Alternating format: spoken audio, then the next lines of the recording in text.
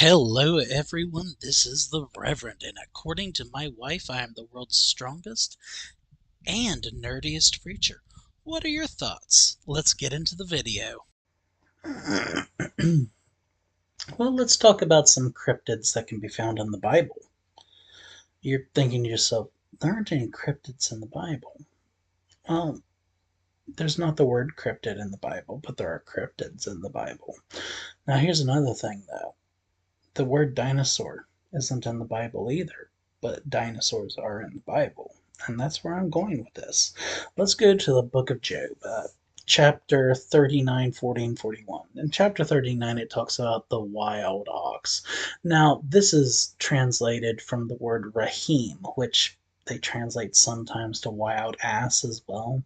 But the rahim was a specific creature. It had 3 horns, a massive body, and a large tail. Now, this sounds like a ceratopsian dinosaur. I can't think of anything else it would describe. And it was considered untamable by man. Now, donkeys and oxen aren't untamable by man. Some people say it was the rhino, but it did have a large tail.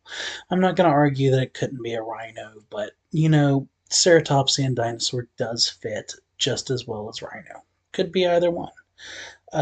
It's also translated to unicorn sometimes, but it had 3 horns, not 1 or 2, which is why I stray away from rhino. Maybe a rhino, but I doubt it. Let's go into the ones that are more fully fitting. Behemoth. Behemoth is clearly a sauropod dinosaur. It lives near swamps, eats grass and plants. It's the largest creature God ever created. Its tail is like a cedar tree. Now, it describes its tail like a cedar tree, which is a massive and strong tree. A lot of people are like, well, it was an elephant or a hippopotamus. It's not possible. Not with the description. An elephant's tail is smaller than my arm. This creature's tail was described like a cedar tree, one of the largest trees in the world, and definitely the largest tree that grows in that particular area. It was that massive. This was a sauropod dinosaur. And when you go to the next verse, when it talks about the Leviathan, this was most likely a Liopleurodon or a mosasaur or something else. It's described as a scaly creature, which I don't know if pylosaurs were. They could have been scaly, probably weren't, but mosasaurs definitely were. And mosasaurs and crocodiles are definitely not the same thing. But this was described as specifically an aquatic creature of immense size, having scales.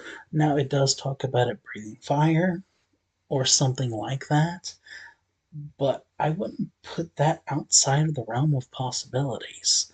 Look at the bombardier beetle. They launch boiling water out of their rear end due to a chemical reaction.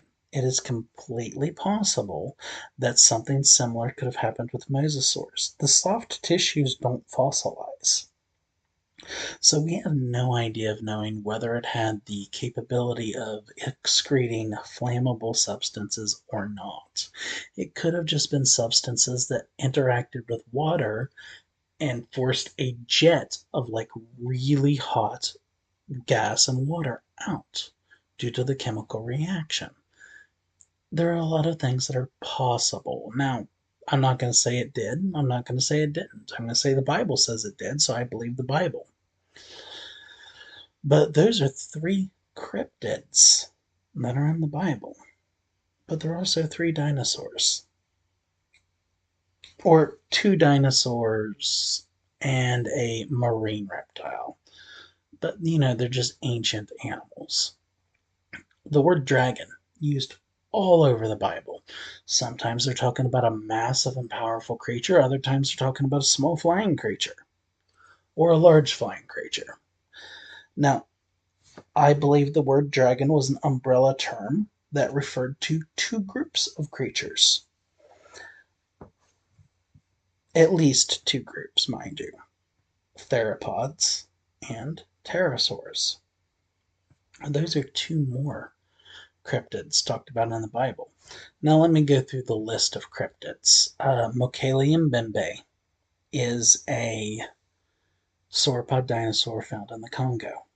There's also a Triceratops type dinosaur found in the Congo. Can't remember the name. But Kazi rex is also a theropod type dinosaur found near the Congo. There are sightings of mosasaurs during World War II. That's a lot of them right there. And then the ropin is a pterosaur that has been spotted multiple times in New Guinea.